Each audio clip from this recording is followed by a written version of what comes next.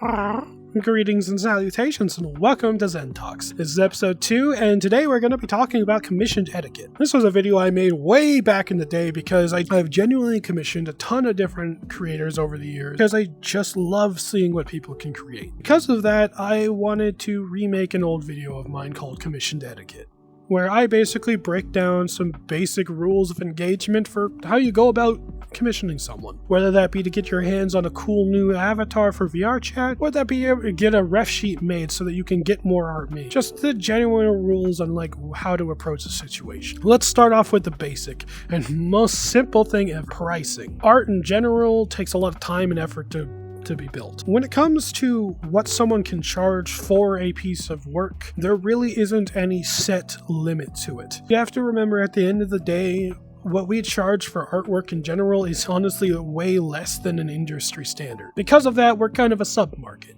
And what people choose to charge for art usually is based on what their own expenses are. So most artists will try to either up their prices if there are too many people asking, so they can limit how much people they have to sift through to get their commissions done, or they up their prices in order to pay for their own bills, for the amount of work they can handle. Because artwork can be really stressful, and art queues more than anything are extremely stressful, because now you have a time crunch and there's people waiting, and it can be really draining. And as such, most people tend to charge what they think their art is worth, which is usually way less than it should be valued at.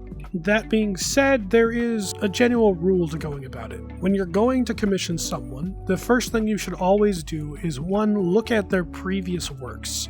Make sure that their style and both their best and their worst art is something you'd be willing to pay the price they're asking for. Because when it comes to art, you never know how it's going to turn out till it's done, and you should be going in with full knowledge of what to expect from the artist, because it's more than likely going to be somewhere in between the two, between their best and their worst. And because of that, that's where you should be expecting the level of quality. Now, if their worst piece of art doesn't feel like it's worth the price they're asking, then don't commission them.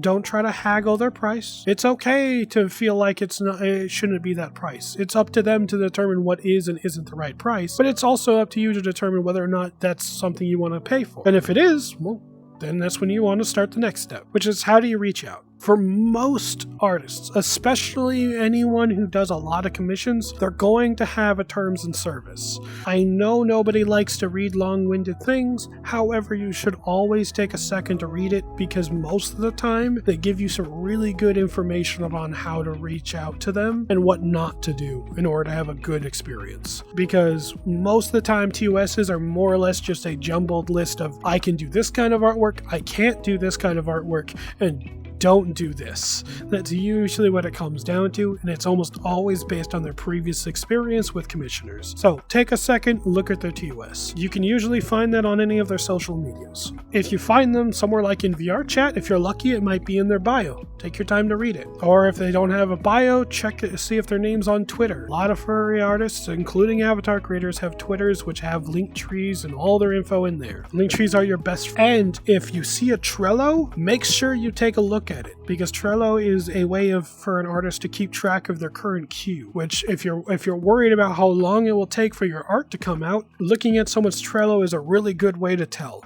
because you can see just how many things they still have unfinished. You see that the last update to the Trello is really old, then that means their queue could be much longer or completely empty in comparison, and you'll have to ask them directly. So just make sure you take a look at the dates whenever you do look at the Trello. For the most part, at least in my experience, everyone I've worked with who has a Trello has managed to keep it up to date pretty well, because it helps them stay organized just as well as it keeps us aware where they are. And it stops us from asking all the time, when is our commission going to be done? It's okay to ask for progress reports, but you want to make sure that you check in with their TOS. There are plenty of artists out there who get a lot of anxiety when people ask them constantly whether or not something's up to date. You have to remember, if they have multiple people in the queue, you're not the only one asking, and so it can feel like a lot of pressure. So if they have it in their TOS not to ask for an update, just understand it's just an anxiety thing to help them deal with the stress. At the end of the day, it's okay to ask, but if you have to ask, make sure you're doing it in a polite way and try to respect their guidelines. Probably the biggest thing out of all of this, make sure you're polite. More often than not, we tend to be a little bit aggressive when it comes to artwork because it's something you're paying for, but you have to remember the other person on the end of the line isn't just a person just like you. So make sure that you breathe, you take your time, and you just talk to them as kindly as you can. All of that being said, the closing notes I have to say for commission ed. Whenever you approach somebody and you want to ask them about their artwork, be respectful of whether or not they decline your offer. Because at the end of the day, commissioners will be closed for commissions. It's just the way it has to go because they have to get the work they've already agreed to do done. And if you are unhappy or unsatisfied with the end product, but the end product matches their previous works, then sometimes you just have to bite the bullet on that one, I'll be honest with you. When you're paying for artwork, you're paying for a new thing to be created. And just like anything that's brand new, there's no guarantee that it's going to be exactly what you wanted. So the best thing to go into any of these artworks with is that they're creating their interpretation of what you have created in your mind. It's not going to be exact, but as long as you think it's awesome, then they did a great job.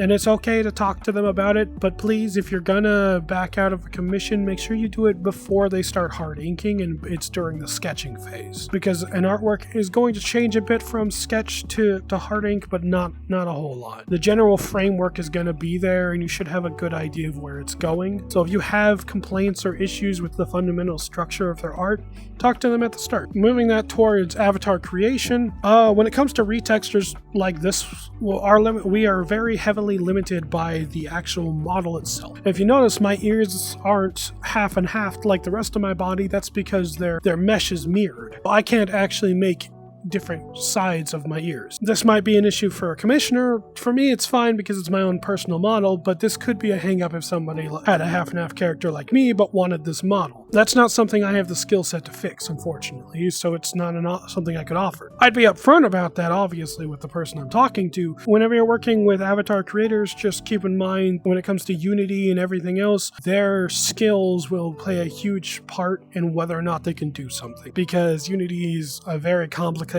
beast, and then you have to get into things like Blender and Substance Painter and everything else. And so just like normal artwork, it takes a long time to learn a lot of processes just to make basic avatars. They're not complicated or hard, but because they take a lot of knowledge, sometimes there's just stuff we can't do. So if there's something you want or you have an issue with it, you want to make sure you're upfront about it. That way you can get it corrected, or if they can't do it, you can find someone who can. Be patient. Remember that every artist you commission does want to get your art done the best they can, because at the end of the day, that's the whole point, right? Is to make you fabulous art and hopefully help them pay their bills. Regardless, I've rambled on more than long enough. Thank you very much for joining me for ZenTalks number 2, Commissioned Etiquette. You have a fantastic day, and have some tea when you have some time.